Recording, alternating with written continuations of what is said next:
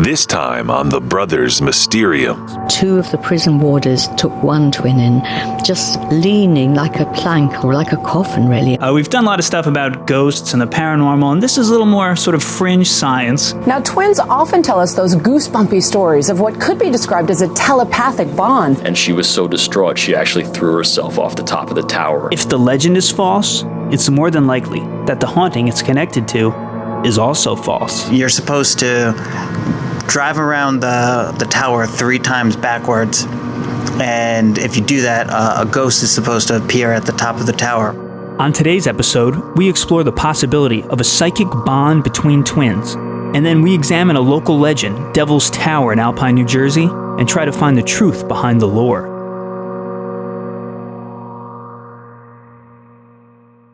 My brother and I have always been intrigued by the unexplainable. Like many, we're fascinated with stories of the supernatural, fringe science, and modern-day mysteries. Though we've seen no first-hand proof of its existence, our minds remain open to the possibility. Unsatisfied with the so-called evidence on television and the internet, we are choosing to take matters into our own hands and conduct our own interviews and research. Now we're on a quest to speak with as many people as we can and hear the stories of these events from those who have lived them. No Hollywood effects or exaggerations, and no hidden agenda. We invite you to listen and decide what and who you believe. We are the Brothers Mysterium.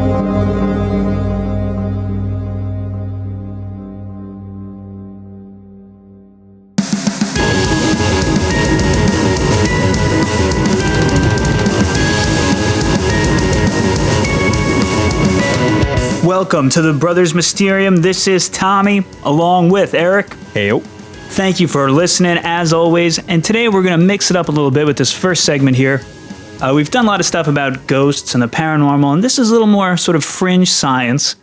Lately, I've been really intrigued by the concept of Twintuition, which is sort of this almost psychic bond shared between twins who are able to not necessarily use telepathy or anything like that, but feel sensations. If one's, in trouble, the other one suddenly can feel it. If one is hurt, injured, or sick, the other one will sense it.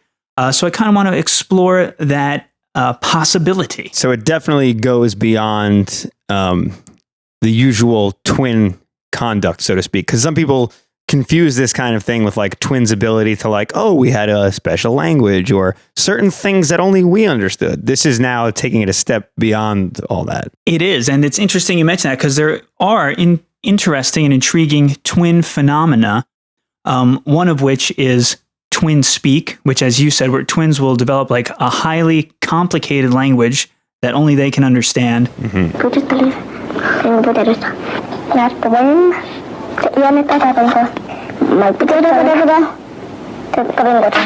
San Diego Union, July 5th, 1977. Do Grace and Virginia Kennedy really talk over life's complexities in a secret language of their own invention? Or is their mysterious speech an almost meaningless babble that only sounds sophisticated to others? Scientists have been baffled in recent weeks by the conversations of the pretty black-haired twins who understand English, German, sign language, and a smattering of Spanish, but who for 5 years have spoken only in what appears to be a language of their own. Their conversations are unintelligible, even to their parents, Thomas Kennedy and his German-born wife, Christine, of San Diego. Alexa Romaine, the principal therapist working with the Kennedy twins, believes that further observations and testing may disclose that, quote, their Jabberwocky may really be a comprehensive private language with a structured syntax, unquote. There's also the concept of a twinless twin, which is when one twin will die in the womb before being born, and the other twin for their entire life, and the most prominent case of this is Elvis Presley. The other twin will always feel like part of them is missing and they feel lonely. And it's really interesting because it's not like, they were twins and they were 5 years old and then one of them died. And now it's like you miss your best friend. You have all these shared memories. They never knew each other outside of the womb, but they sense it and it's a big part of their lives. And they sort of always feel like something is missing. As babies, they may cry a lot about nothing. As toddlers, they may be afraid of being left alone, especially in the dark. As children, they may suddenly become withdrawn and feel a dark mood of despair, or fear of death coming upon them for no particular reason. They may be described as moody. As teenagers, they may hide away, weeping for hours for some invented reason, or really not knowing why. As adults, they may be plunged into a black dog depression that comes and goes with no apparent cause. The whole demeanor of womb twin survivors changes with their moods, which can oscillate wildly between despair and joy over a short period of time. But that could still be classified as psychological rather than parapsychological. True. Yeah. And then there's many cases of twins separated at birth, living, on opposite coasts, leading eerily similar lives, almost down to the point where, there's two brothers. They're both auto mechanics. They both drive purple Chevy Corvettes. They both married a lady named Joan. They both, are fans of something obscure like NASCAR. Well, that's not that obscure, but whatever, Meet Jim Lewis and Jim Springer. They have different surnames and they don't look much alike, but they are identical twins. The Jims were separated as babies and were reunited when they were 39 years old. When the Jims met for the first time, they discovered that their lives were peppered with bizarre coincidences. My first wife's name was Linda. My first wife's name was Linda. I divorced Linda and married Betty. And then my second wife's name was Betty. And now I'm married to Sandy. Well, she's kind of leery that she hopes I don't ever come across her, a Sandy. I got interested in the woodwork because my father, he was always doing woodwork. I've been doing woodworking for quite a long time. My first son's name was James Allen. My first son is James Allen. My favorite beer was Miller Lite, and I've always smoked Salem cigarettes. My favorite beer is Miller's Lite.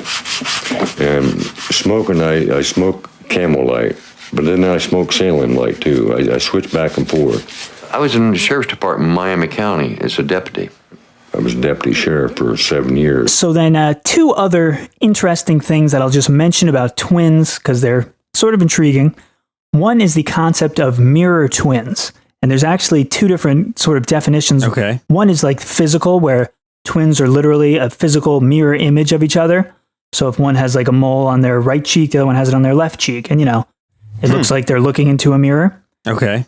Which is interesting. Not what I'm talking about. I'm talking about sort of a more kind of outdated and controversial psychological concept, which was mirror twins, which was basically that it's almost the evil twin idea. It's twins one of them will decide to do everything opposite the other one in a quest to find individuality. Okay. So it could be something like one's like very popular and the jock sports star. So the other one will then purposely get lost in like books and be withdrawn and have a smaller circle of friends. And the extreme example is if one does great at school and one's, a goody two-shoes, the other one will then drink and smoke and skip school, become a and degenerate. rebel. Yeah. Right, which is the evil twin. He's the bad twin, as it were, which is, they used to believe was like, and maybe it's still the case, was kind of a cry to be their own person or whatever, but other people would argue it was like a genetic code where one got the good stuff, one's bad, one's Arnold Schwarzenegger, one's Danny DeVito. Oh, right, or it's like both halves of the personality now split. Exactly. Right. You may recall the idea of the good and evil mirror twins from a classic episode of The Simpsons. Who or what is Hugo? Bart, you have a twin brother. You see, when you were born, there was an irregularity. A monstrous irregularity. Yes, I remember Bart's birth well. Now, normally the birth of Siamese twins is a joyous occasion, but unfortunately, one of them was pure evil. Isn't it interesting how the left or sinister twin is invariably the evil one? I had this theory that... Wait a minute. Hugo's scar is on the wrong side. He couldn't have been the evil left twin. That means the evil twin is, and always has been, Bart. Oh, don't look so shocked. So there is a lot of weird things with twins that really makes you wonder. It makes me wonder, is twintuition possible? Could it really exist? So unarguably, I would say there is an obvious and deep connection between twins. Sure. Now, the question we're raising here is, does that go beyond the normal and accepted relationship or, kind of connection you have with your twin to the psychic or telekinetic level. Exactly. And I have two personal stories. We like to bring in our own stories whenever we can. The first one takes place in gym class in high school, where I was a bit of a gym class hero. I went a little too hard, considering it was just gym class, but it was fun, and I would go all out, and I enjoyed it. So we're playing volleyball one time, and there's two twin girls, grade above me. One of them on the court opposite me, another one like 3 courts down. So somebody serves the ball. I'm playing up front at the net. I'm on fire this specific day. I jump up. I crush this thing, spike it right down. Wails this twin girl in the face. As soon as she's hit, I hear a shrieking sound. I turn and look to my right, and her twin sister is holding her hands over her nose, shrieking in pain. My head snaps back. The other girl has her hands on her nose where I just hit her and is shrieking in pain. They run towards each other and start hugging. Now, for a second, I thought, holy crap, I hit this twin and that twin felt it and my mind was blown. In retrospect, I realized there's a good chance the other twin just witnessed it happen and then just did the, oh my God, and put her hands over her mouth because she was shocked because I just blasted her twin sister in the face. Just watched her sister get smashed the spike in the face. So that one is up for discussion, whether or not there was, I'll acknowledge there's probably nothing psychological, no twintuition there. That was, she just watched me crush her sister's nose. The ball didn't ricochet, did it? Like you got one twin and then got the other one? God, I wish. That would have been awesome. Pretty badass. But, I did apologize. I felt a little bad. Not really, though, because it's volleyball time. So, she should have been ready for it. But yeah, you got to be ready. So that one doesn't really count. But it when I was thinking about this, that story came to mind. And then a more prevalent one. As we mentioned before, we had 2 elderly women as neighbors growing up. One of them had a twin brother who we never knew. And she would often speak of sort of her kind of psychic connection with her twin brother. Not all the time, but she brought up enough that I remember it. And I wish I had taken notes or asked her more, but I was pretty young and I didn't realize I'd be doing a podcast, 20 years later, whatever it is. But the one story that always sticks out in my mind is she said that she woke up from a deep sleep and instantly was like, my twin brother's dead. And she told people, her other siblings and stuff, and everybody was like, why would you say that? That's messed up. And then it turns out that, a couple hours later, they get a phone call. He had passed away at that exact moment, and she was right. He was dead. And she said she immediately knew it. And I remember her saying I know when something's wrong with him. I know this, I know that. So unfortunately, she has passed away since then. I can't ask her about it, but it was sort of even her sister's still alive, kind of knew about it. It was sort of common knowledge. Everybody's like, yeah, they kind of have that bond, but it's pretty standard. Yeah. So that's something that always kind of makes me think that twintuition might be possible. That's why I'm so twinterested in this topic. Oh, man. So I set out to do some twin investigating. Oh, man. See how many of these I can jam into this thing. So what I did was I went out and I hit up 7 sets of twins. And I got all different kinds of twins. The first was 2 identical twin girls, then another set of identical twin girls. Then I did 3 sets of fraternal twins, boy and a girl, and then 2 sets of brothers, identical twins. I will now read some quotes from them upon me asking them, do you have any shared experiences, kind of twintuition, psychic bonds? Can you sense things? The first twin brother said, not really. I know him really well, where I could know his response to a certain question or situation, but nothing abnormal. The first set of twin girls said, we freaking never experienced anything like that, but I wish we did. I would love it. The second set of twin girls said, oh man, I wish. They said, we definitely can explain things to one another using very few words, maybe a couple of gestures. We communicate really well. We're really comfortable around each other. Some people are uncomfortable with how close we are and how easy we communicate, but nothing to that degree. So, what can you do, man? One set of fraternal twins said, nope, sorry, we don't get that special, mysterious science stuff in our genes. Another one said, fraternal twins said, no, we never did. My mom thought we did, but she just eventually figured out when one of us cried, the other did too, because we didn't want to be left out. Right. So when they were younger, the mom, I guess, kind of suspected that. Okay. The last set of fraternal twins said, do you mean to ask if I have any paranormal occurrences with my twin that could be useful for your documentary podcast? No, I don't, though. Sorry. So busted, but I mean, I wasn't hiding that that's what I was.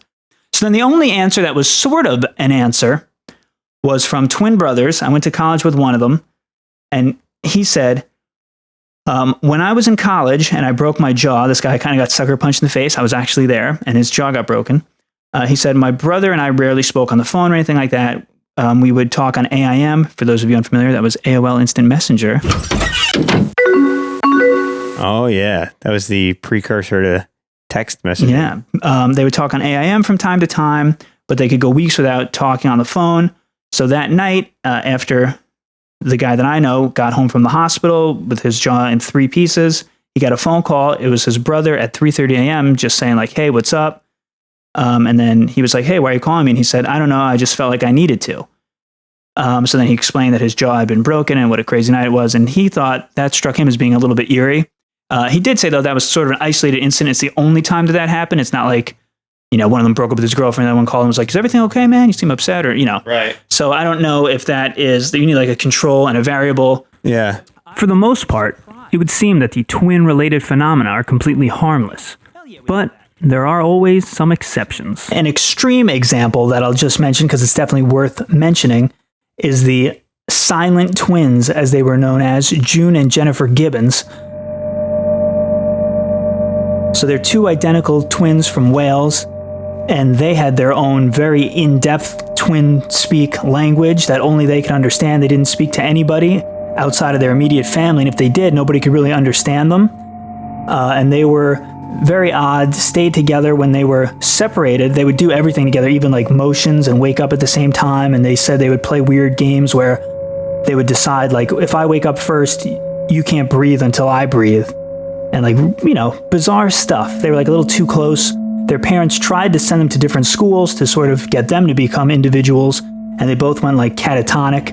And then the twins were brought in, and that was the most extraordinary moment. This is journalist Marjorie Wallace, recounting the first time she met the Gibbons twins. 2 of the prison warders took one twin in, just leaning like a plank or like a coffin really on their shoulders, and they just got her in, and she sat down, and her eyes were downcast. She didn't move, her hands just hanging by her side. And then the second twin came in, and the same thing happened, and they just sat there. So they brought them both together, and they became like prolific writers, just like writing these books for themselves, not really even publishing them until like later. Like fiction books? Yeah, like one wrote a novel about like a girl's adventures and stuff. And they wrote like tons and tons. They have journals full of stuff. So they would just basically stay inside, talk to each other, and write. I saw their parents, and then they took me upstairs and they showed me in the bedroom lots of bin bags filled with writings, exercise books. And what I discovered was that while they had been in that room alone, they had been teaching themselves to write. And I put them in the boot of the car and took them home. And I couldn't believe this, that these girls to the outside world hadn't spoken and had been dismissed as being zombies, had this rich imaginative life. Interesting. Yeah, and then later they got in trouble for arson and burglary and petty crimes, and they were sent to an asylum where they sort of became even more famous after these crimes, because it's a good story to have 2 creepy twins that have a great nickname, the Silent Twins, that are now arsonists and stuff. Yeah. Unlike the other twin relationships and phenomena we've discussed so far, it's at this point things take a dark turn. The sisters begin recording in their diaries their relationship and how they're feeling trapped, possessed, and tortured by the other's existence. Nobody suffers the way I do. Not with us. We become fatal enemies in each other's eyes. We feel the irritating, deadly rays come out of our bodies, stinging each other's skin. With the husband, yes. With the wife, yes. With the child, yes. But this sister of mine, a dark shadow robbing me of sunlight, is my one only torment. I say to myself, can I get rid of my own shadow? Impossible or not impossible? Without my shadow would I die? Without my shadow would I gain life? And the most interesting thing is they decided amongst themselves that in order for one of them to live a normal life, the other one had to die. And then suddenly, in the middle of the conversation, Jennifer said, Marjorie, I'm going to have to die. And she said, because we've decided. So when they were both released from the asylum they were in, one of them dies sort of mysteriously. They just said it was like heart failure. They couldn't find out what it was. And then the other twin went on. Psychosomatic. Yeah, the other twin became basically normal after that. Communicated with people. I believe got the books published and lived like a normal life, kind of just disappeared from the public eye and no more legal trouble, no nothing. Weird. Which again, an extreme example, but very, very interesting. The concept that one of them had to die so they could both be normal, and the fact that they were so close, so connected, only spoke to each other. Yeah. You know, the thing about breathing, I'll breathe before you breathe. You wake up first tomorrow. It was almost like they were kind of like sharing that consciousness.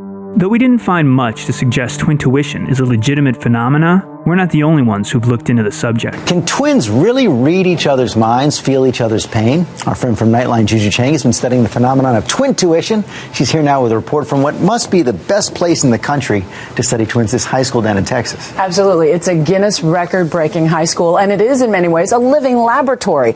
Now, twins often tell us those goosebumpy stories of what could be described as a telepathic bond. So we set out to investigate what makes us see things in twins that look more like ESP than DNA. The reason Juju refers to this school as a Guinness record breaker is because at the time of this report, J.J. Pierce High School in Richardson, Texas, had the highest number of twins and triplets in a single grade, making it an almost ideal petri dish for the study of twin phenomena. Okay, I'm going to pass these out, and you're going to... So we gave the Pierce High School twins our own test to see just how finely tuned they really are. Don't open your eyes. And the twin whose eyes are open, write down the color that the twin whose eyes are closed is thinking. Purple. Purple? Purple! 8 out of 11 of our pairs guessed the right color. And then we tried numbers. Gentlemen? 3. 3. I got 19. Because? That's our birthday. Number was 17. Nice. Because? That's my football number. 7 out of 11 were successfully able to read their twin's mind. Psychology professor Nancy Siegel is studying what looks to the rest of us like ESP that occurs among twins, but she has a different name for it, tacit coordination. I don't believe it's telepathy. It's not a matter of sending messages. It's a matter of thinking a process through. Because identicals have the same DNA, Siegel says their brains process information identically. They make the same mistakes on tests, they get the same grades. In other words, they actually think alike. But some twin synergy seems to defy scientific explanations. Take seniors Lauren and Ashley. I had mono, but I didn't have any of the symptoms, and Ashley couldn't get out of bed, she couldn't eat, she was feeling I had the symptoms, all but my she symptoms, and I was bouncing off the walls. And time again, we found dozens of uncanny stories like that, where one twin is in a car accident and another senses it miles away, or one twin's brother was in the hospital and the other twin gets agitated and calls to discover he's having an epileptic fit. Is it just coincidence? Is it family folklore? Or is it, George, telepathy? The Brothers Mysterium.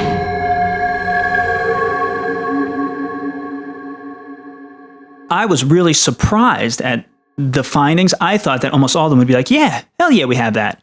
And then upon my questioning, it would be like, well, I guess we're just really close, which you and I are brothers. We're close. I could tell you, how you can respond to things. Right. We can kind of communicate like that. Even people who do that with their best friends. Yeah. I really thought it would be harder to get twins to admit that they're not that connected.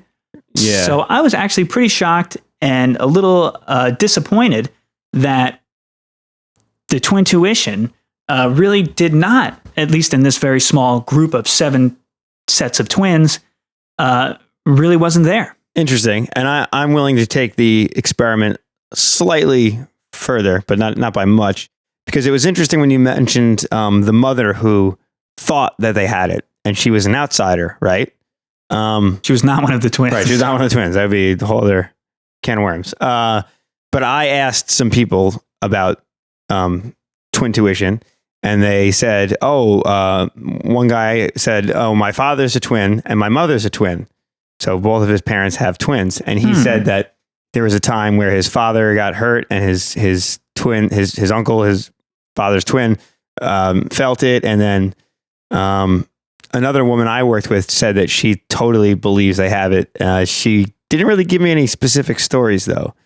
So I don't know. It's, I guess, again, just like any other individual, it all depends on what their beliefs are. Right. And their definition of a bond. Like obviously you're close with your twin. Yeah. But we're looking for that extra sort of, But going back to what I was saying about the mother is some other people that I asked too, they said, I know a twin who has that connection with their twin. Definitely they have it. But that's, I think, exactly like you said, that's an outsider making that assumption almost. Right. Which also is sort of what I did, where I assumed like, yeah, they're twins. They're created at the same time. They're in the womb. They, that makes perfect sense. They would have this. Yeah. And then when twins are just like, nah, man, that's not a real thing. Right. So it's interesting. I definitely twin-vested a lot of time into this. So what I want to do, because I refuse to admit defeat, although it might just not exist. I'm not going to trick myself. Right. It could be just a fake thing, and that's fine. But I want to open it up to the listeners out there. If you are a twin, or if you do know some twins and they want to be on the show, talk about it, we can interview them. Shoot us an email, thebrothersmysterium@gmail.com. You can tweet us at Mysterium Bros, just because I would like to look into this just a little bit more before we officially kind of close the case on it. And, I'm interested to see what comes out of it. Yeah. It'd be even cooler if we got a group of twins who were willing to come in and kind of take like a test almost. Like we could give them like the Zener cards, like those cards have like the shapes on them. Yes. Show one to one twin and then see if the other twin knows what it is, if they claim to have it. What we could also do is find a set of twins and kidnap one of them and beat them and see if the other one calls them or something and says, are you in trouble? Yeah. That would be the ultimate test, and possibly some jail time. Yeah, possibly. But anything in the name of science. Yeah, that's right. We're willing to take it to the next level. Well, we do what it takes to get to the truth here on the Brothers Mysterium. We will not be kidnapping any twins, so fear not if you're a twin out there in the tri-state area. You are safe. But if you do know of someone, if you have that connection, definitely please reach out to us and let us know. We'd love to hear about it, and we'd love to dig deeper into Twintuition. Mm-hmm.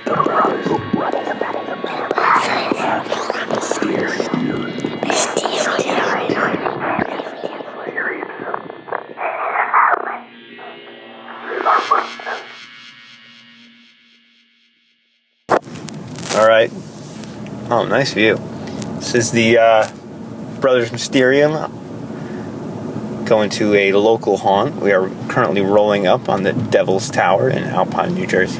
What you're hearing now is audio from a trip Eric and I took to the Devil's Tower.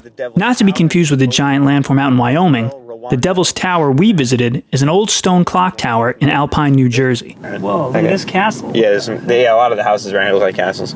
Though it now sits right in the middle of a housing development filled with mansions, it's actually become quite infamous over the years as a haunted location, mostly because of the legend of its tragic history, but also due in part to its notoriety as a possible hangout spot for the devil himself. For most teenagers raised in Bergen County, traveling to the famed haunted tower is almost a rite of passage. It's not long after you hit the legal age to drive in New Jersey that you find yourself bravely headed up to the tower to put the legend and the devil to the test. So we started going to Devil's Tower around 2000. That was probably around the time that we all got our licenses. And, taking a ride down to Alpine was like the big thing. The first time I went to the Devil's Tower was with my brother, actually, years ago, before I even had my license. My brother had his license. So I've been to the Alpine Devil's Tower probably 10 years ago. I was a freshman in high school, and a couple of the upperclassmen took us to kind of spook us. I just remember, you bring your girlfriend up there in high school and stuff, and it, just to scare the crap out of them, I just got my driver's license in high school, so I just turned 17, and it was that October, and we were all looking to do something to kind of scare us around Halloween. We'd always talked about the weird New Jersey type things, and we decided let's finally do one. We were going to go over to the Devil's Tower, which was right by us. So what makes this spot so appealing to teenagers looking for a thrill? The obvious answer is its fascinating and menacing appearance. If you're into architecture, it's definitely something you should check out. It's a beautiful Gothic revival stone building. But hidden deep in the stone giant's past is its mysterious backstory. They told me the story that a woman had died and supposedly the tower was haunted. They say that the rich man's wife decided to kill herself after she saw him fornicating with somebody else while she was up in the tower, and she leapt to her death. I think she found out he was cheating on her or something like that. She ended up killing herself by jumping off the tower. I started learning a little bit of the history of the place after I went there for the first time. And my dad actually told me, the story because him and his buddies used to go there back in the early 70s and kind of do the same thing. But there were no mansions built around. It was just a giant stone building in the woods. But 100 years ago or so, along the cliffs of Alpine, there were these huge estates, more or less.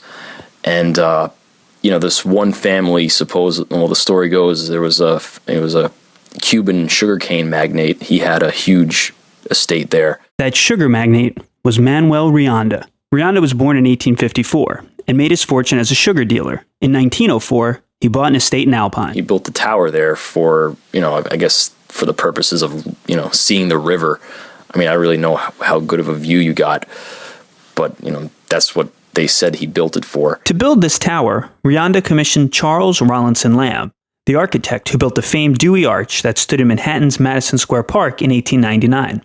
Rollinson completed the stone tower in 1910. The tower included an iron elevator and was flanked by a library and a chapel. The path to the tower was lined with cedars, and there was even a man-made lake on his property. The story goes, his wife was up on top of the tower one day, and she saw him walking the grounds with another woman, and, I guess, there must have been an affair going on, and she was so distraught she actually threw herself off the top of the tower.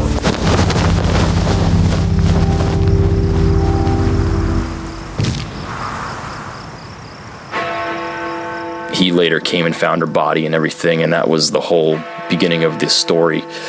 And they said ever since then there were some kind of, there was all kinds of paranormal activity happening.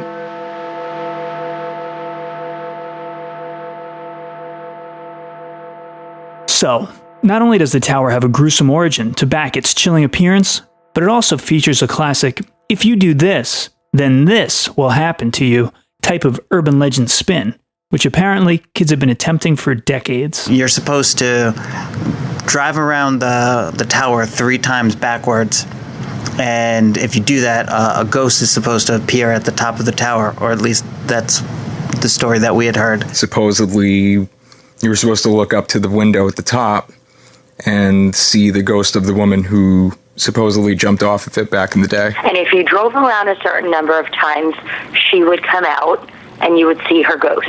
They say the story, if you go there and you drive around or you walk around the tower a few times, I don't know how many times it is, but they say that her apparition will, it'll arise or the devil is supposed to come out, whatever the case. If you drive around it 3 times, you will see the devil himself appear atop the tower. And it's been local lore. We're from around here. 3 times in reverse. Are we being followed? I don't think so. Yeah, you gotta go in reverse. 3 times in reverse. We're driving around it now. It's never been clear to the locals how the story of Harriet Rianda's supposed suicide links up to the idea of the devil haunting the tower. We got onto Route 9W, which leads right up to where the ultimate street was, and it's all dark and a bunch of trees, and we're thinking, all right, this is going to be pretty cool. This is going to be pretty scary. We're looking for the turnoff. I think the night we went up, it was close to Halloween, a dark, dark night. Carload of friends, you know how it is. All excited to have your license, want to go someplace creepy, cheap thrill. And then all of a sudden we hit this big, beautiful, multi-million-dollar housing community. Turn in, and that's where it is. In this big roundabout surrounded by these multi-million-dollar homes with these beautifully manicured lawns. Big houses, little community with just this giant Gothic tower in the middle. It was in Rio Vista where there are these beautiful homes. So I didn't think I was in danger when I was going. You kind of feel like you're in Hollywood or something like that. It's really not an eerie feeling. But, 100 years ago, what that must have been like, it must have been pretty cool. It must have been pretty creepy. We're immediately pretty disappointed, but we're like, hey, let's try it out. But I was definitely a little bit scared, and also excited. And we went through the motions, drove around it backwards 2 or 3 times. I didn't actually end up getting out of the car, but we did go in reverse a couple times and forward a couple times. I had just gotten my license, so I wasn't the greatest reverse driver, and it's in a roundabout, so it's just a big circle. So I definitely hit the curb once or twice trying to get around, but finally we made it. We got all the way around, and we get out of the car, we're looking around.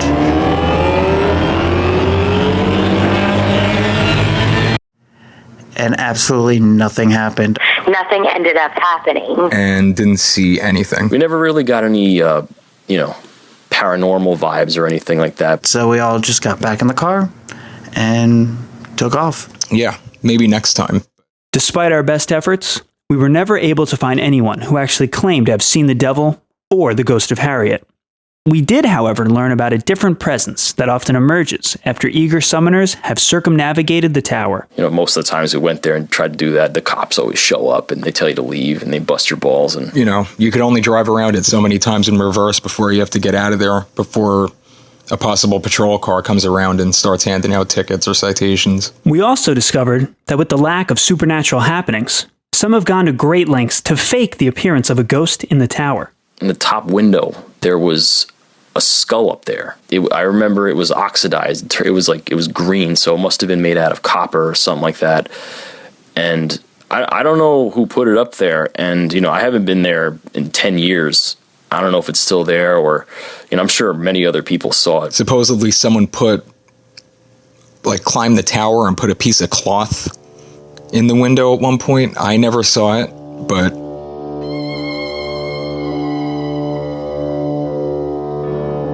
you hope that you'd see something. You'd hope that it was true, the legends.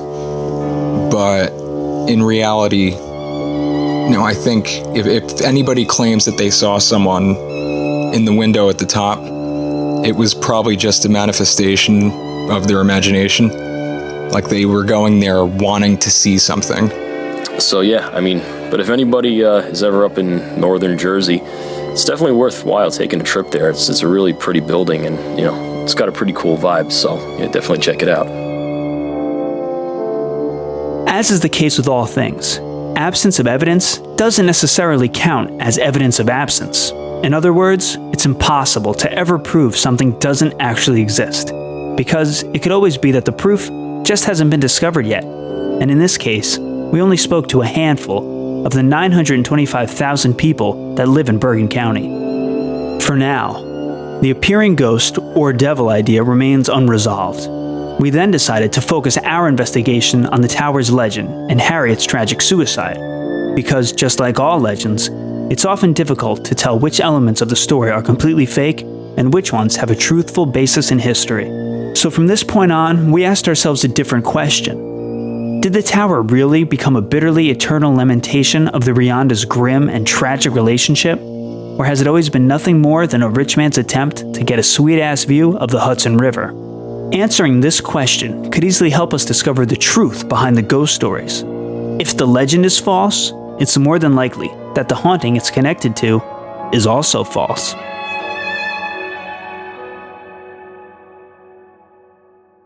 One of my biggest hobbies is genealogy. I love researching family trees, and this involves poring through a lot of death certificates, cemetery records, birth certificates, marriage records. Sure. And sometimes I just look through these records for hours and hours and hours.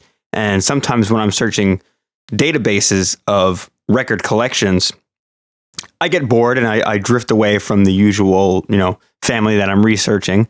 And I'll just search random things. And one day it just kind of hit me. Let me search for Harriet Rionda from the Devil's Tower. And lo and behold, there it was, a certificate that matched her name. Interesting. These online databases don't give you all the information. So sometimes you may find a name that matches someone else, but it might not be that person. After discovering a death certificate that was a potential match for Harriet Rionda, Eric headed to the Hall of Records in downtown Manhattan. The fact that the death certificate was from New York that was enough to suggest to me that the suicide story was not true, because obviously she was supposed to have died at the tower in New Jersey. So the death certificate would have been issued in New Jersey. Makes sense. So I get off at my subway stop. And clear up the closing doors, please. I arrive at Chamber Street outside the Hall of Records, a massive, beautiful building. I walk in through the front door. I have to go through security. They go through my backpack. I have to go through a metal detector. But once I'm clear of that, I go straight, make a quick right, and then make another quick right through a big set of doors. And there I am in the Hall of Records.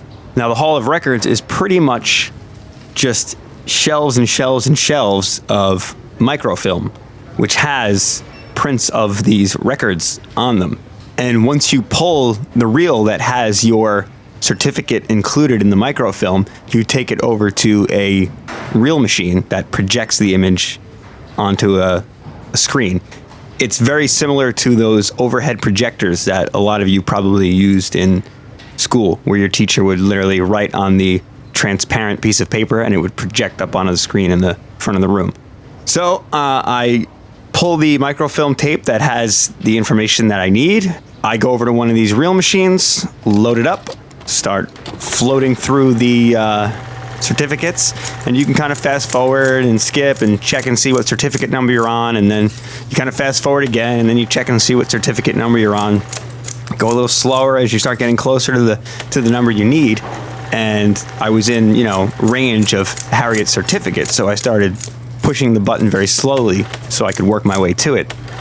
I got to the certificate that was one number before it and pushed the button that would bring up Harriet's certificate.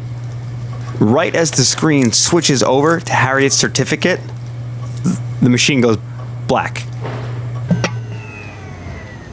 The bulb inside shuts down and the machine has no power suddenly. And I was like, no way.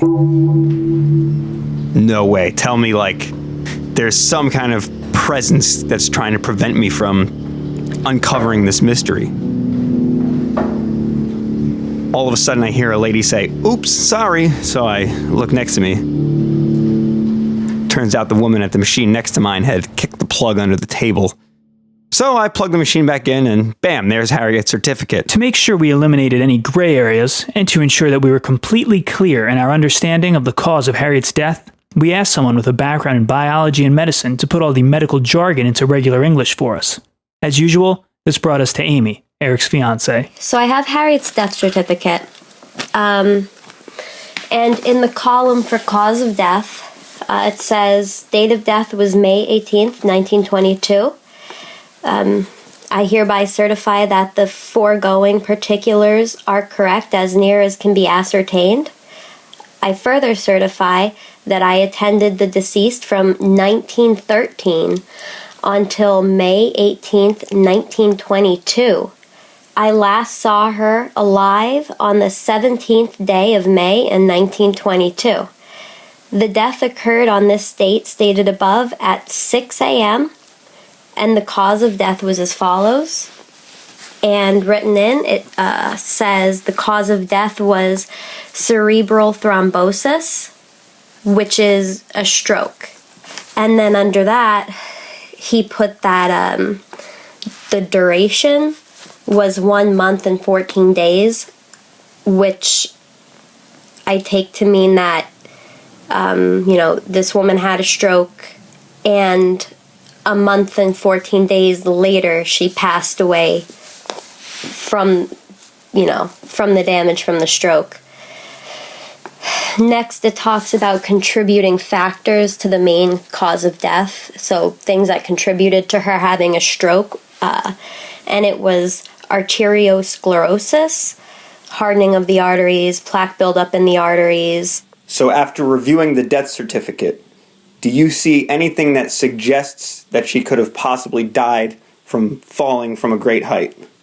No.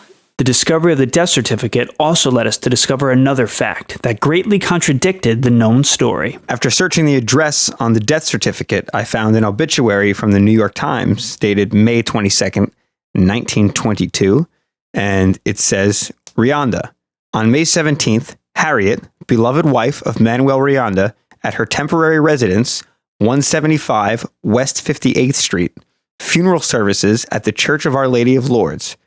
So that proves that she wasn't even living at the tower at the time she died. There you go. The Brothers Mysterium.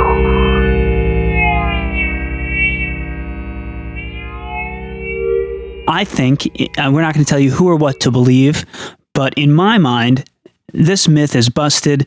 The local legend of Devil's Tower, we have proof that this woman lived a nice long life at the time, 66 years old, died of natural causes, did not commit suicide by throwing herself off the tower, does not haunt the tower. Her ghost, I don't believe, is there at all.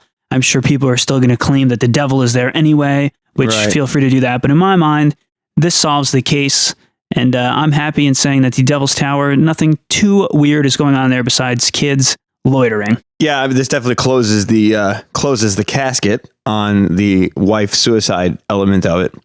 Nicely said. What? Nicely said. No, thank you. But still, people are going to argue, the devil's still probably there. But yeah, like we said, wife suicide, definitely a no-go.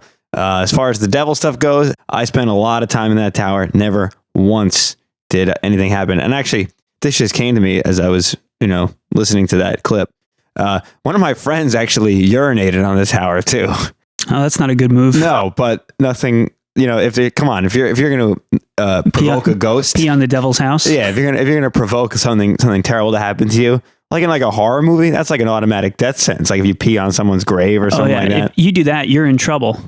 You're in trouble. Ew. Oh no. But I mean, as we always say, people are going to believe what they want to believe. We're not trying to tell you what to believe, but we hope that us going that extra mile, finding the death certificate, having some proof, at least, as I said, in my own mind, shuts the case on this one.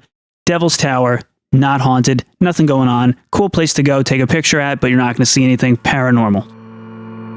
Next time on The Brothers Mysterium. The smell is directly linked to a supernatural cause. Everyone smelled it. You could bring up smoke smell to anyone in my family right now, and they'll immediately say, remember we used to smell those ghost smells all the time? We're coming down the staircase and we smell this seafood aroma from downstairs. That one, sort of a mystery. What was going on? Nobody knows. N-O-S-E. Smell joke. There was no reason for the smell to be there. He would walk around the neighborhood in the evening or very early in the morning smoking a cigar. Always smoke cigars. And like when so many people experience similar things, it makes me wonder.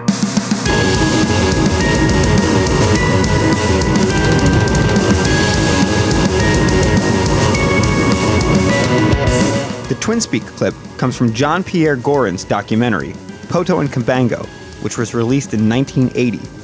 The clip about womb twins comes from www.wombtwinsurvivor.com. The Jim Twins clip comes from The Secret Life of Twins, which was a BBC documentary that came out in 1999 by Robert Winston. Juju Chang's report on twin telepathy is from ABC News' Nightline. Marjorie Wallace's report on the Gibbons sisters comes from NPR and PRX's Snap Judgment, the episode Unforgiven. For contributing to our Devil's Tower section, we just want to thank Travis, Julianne, Mike, Charlie, Matt, and Tony. The song you hear playing in the background is Elegy 1 by Franz Liszt, as performed by Mauro Tortorelli. As always, additional voice work provided by Gwen and Dan Hudson. Our theme song is done by The Nevergrin. If you want to drop us a line, you can get in touch with us at thebrothersmysterium@gmail.com. Check us out on Twitter at Mysterium Bros, or hit us up on Facebook, facebook.com/thebrothersmysterium. And as always, thank you for listening to us.